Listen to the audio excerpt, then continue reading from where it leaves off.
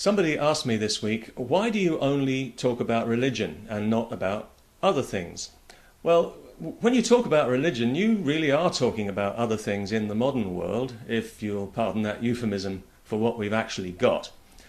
Indeed, some people even talk about religion now in terms of a clash of cultures when they say that Islam and democracy don't get along because, like hospitals and health, or like justice and the law, or like Jesus and born-again Christians, they've got nothing in common. I think that politics and religion is an extremely dangerous mixture because, like sulphur and saltpeter, on their own they're manageable enough, but put them together and you get gunpowder.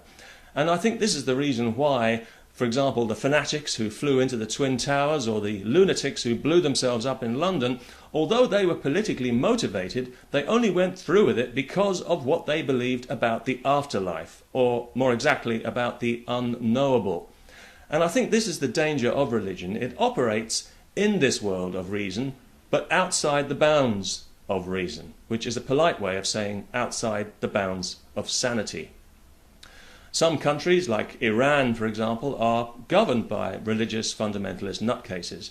Other countries, like Israel and Pakistan, owe their very existence to religion. And of course, let's not forget the Vatican, which has a seat at the United Nations because it somehow managed to persuade people that it's a legitimate country, all the better for stifling any birth control initiatives that may have slipped under the American government's radar. Without religion, Pakistan and Israel, of course, wouldn't exist. And what a sad loss that would be. That would be almost as bad as losing Nigeria, wouldn't it? And there's a country divided by fundamentalist religion. Muslims to the north, Christians to the south, maybe a few Jews in between, but not for long, I'll bet. As for Pakistan, well, that only exists because about 60 years ago in that part of the world, Muslims and Hindus, they just couldn't get along and they couldn't stop slaughtering each other with machetes for more than 5 seconds at a time, so the only solution was to start up a whole new country, which is as good as saying, we can never live together, we'll always be enemies. Let's both build nuclear weapons and see how it goes. I think it's quite ironic that the first nuclear conflict on this planet could easily erupt between Muslims and Hindus, or between teetotalers and vegetarians. Clearly, red meat and alcohol may be killers, but they're nothing compared with human stupidity. And that's never in short supply, especially where religion is concerned. For example, how long do we have to wait for a serious American presidential candidate to admit that they don't believe in God? In other words, how long do we have to wait for American politics to grow up?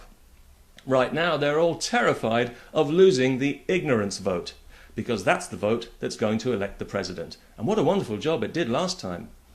Of course, we can't crow too much in the United Kingdom because our ex-Prime Minister, Mr. Blair, a man with impeccable Christian credentials, now has a new job as Middle East peace envoy, which is going to mean a few slippery handshakes as he meets people with almost as much blood on their hands as he has. He's not as popular as he was, Mr. Blair, because having lied as he did in order to invade Iraq with all the gung-ho enthusiasm of somebody who has never seen war and whose own son is not in the firing line, he showed us basically who he is. And now, of course, he senses our contempt, so it's no wonder he's in denial. You can see it in his eyes. He can't wait to move to America.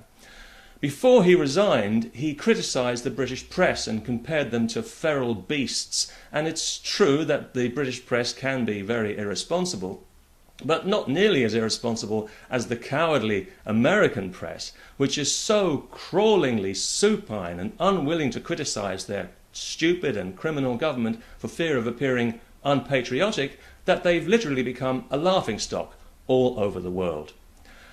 I think the British press, though, were actually quite kind to Mr. Blair because any other head of state with his track record they'd be calling to have prosecuted for war crimes.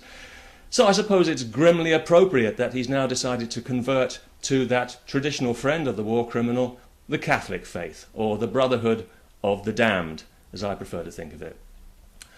Now, all in all, I think politics and religion are just too closely entwined, and I think we need to prize them apart if civilization is going to remain on the agenda. Of course, nobody knows what the future holds. You could say it's in God's hands, or old Butterfingers, as I like to call him. But the way things are going, it might not even get here, because right now we're engaged in a tug of war with the past.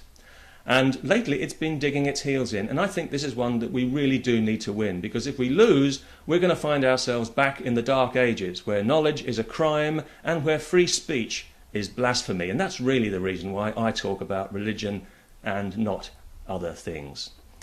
Peace and love to one and all, if that's not wishful thinking.